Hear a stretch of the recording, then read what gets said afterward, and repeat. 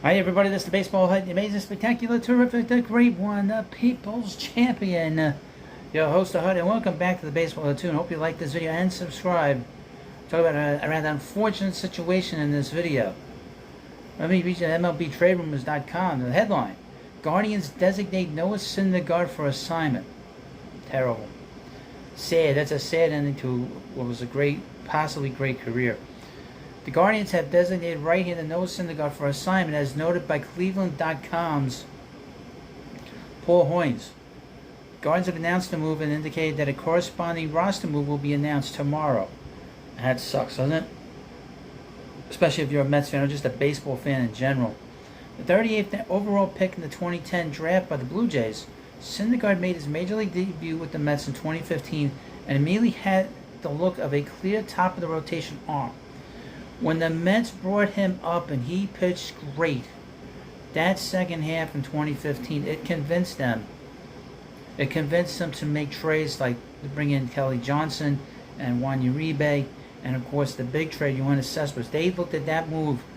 When they saw how great he was, they realized that they had a shot to get to the World Series and even win it. That's how important he was for the Mets. And I would mention that in 2016, he was a big reason why they were able to come back from basically being dead in the water in August.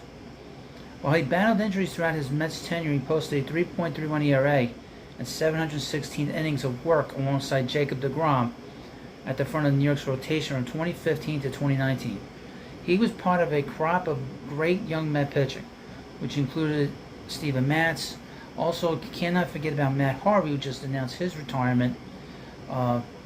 He was a guy that, this was a rotation that had a chance to win the World Series. Unfortunately, certain players did not pitch well. Jacob deGrom did not pitch well in that World Series. Noah pitched well in that series.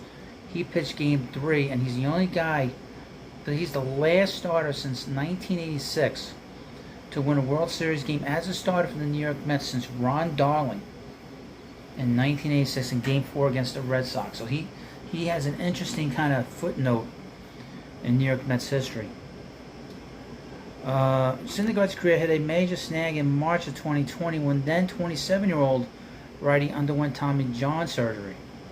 He's had a lot of weird things happen to him since 2016. He had this really bad lat pull or tear that took him out most of 2017. He was at one point went to a kids camp to did something really stupid. He went to a kids camp and he got foot and mouth disease. I don't know how he got it. He's also gotten COVID. He got COVID in 2020 when he was on the formerly disabled list and injured list. He would miss the entire short 2020 campaign, almost all of the 21 campaign as well, recording just 2 September relief appearances that year before hitting free agency. Now the Mets offered him a qualifying offer, and he said, if the Mets give me an offer, I'd be honored to take it. Well, he took an extra $500,000 to go to the Angels. Syndergaard split his 22 campaign between the Angels and the Phillies, looking more like a soft tossing back of the rotation arm than the flame-throwing ace he had been earlier in his career. The results were still solid, however, as Syndergaard posted a 3.94 ERA and 134 2/3 innings of work that year in the regular season. He then went on to pitch for the Phillies during their run to the World Series, allowing 3 runs and 8 1/3 postseason innings of work. So he was able to get this new team to the World Series. That solid, if uninspiring return to action in 22 earned Syndergaard a 1-year deal with the Dodgers. While the signs were hopeful that he would be able to build on his 22 performance and regain some of his lost velocity another year removed from Tommy John, the 23 campaign didn't go how either party imagined it would. Through 12 starts with the Dodgers, Syndergaard looked completely outmatched with a disastrous 7.16 ERA across 55 1/3 innings of work, less than 5 innings per start. And he kind of was very upset after a game. He's like, I wish I was great again.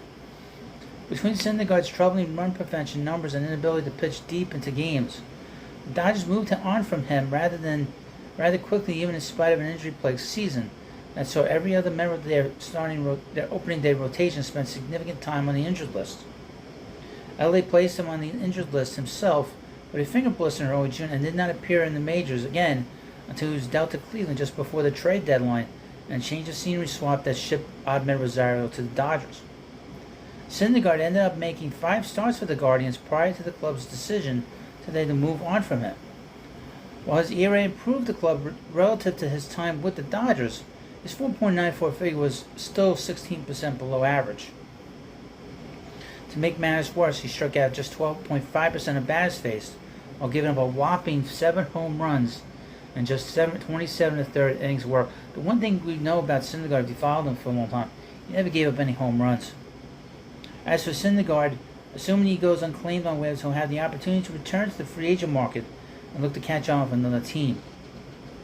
Brutal as his results have been this year, teams are always on the lookout for potential depth options, particularly on a no-risk minor league deal like the one Syndergaard would presumably command. To be eligible to participate in the postseason with a new club, Syndergaard will have to sign before September 1st. Well, I don't think any postseason team is going to be signing him anytime soon. And I wonder if any team's going to sign him, or even nobody's going to make a trade for him, I wouldn't think. It's a very, very unfortunate story. It's kind of sad. You don't like seeing players that have been so good, and he's been really good. He was great with the Mets. One of my favorite pitchers to watch, and it's unfortunate. And I guess there's no more thunder in that lightning, unfortunately. Oh well. As sad as it is, it's kind of how life is with baseball and sports. Players come and go. Hopefully he'll get a shot somewhere and get himself right and figure out how to get outs. Once you figure out how to get outs, the rest of it's easy. Place the ball in different spots. But oh well. Thank you for watching this video. Of course, please subscribe to the Baseball at 2. Thank you, and I'll see you later.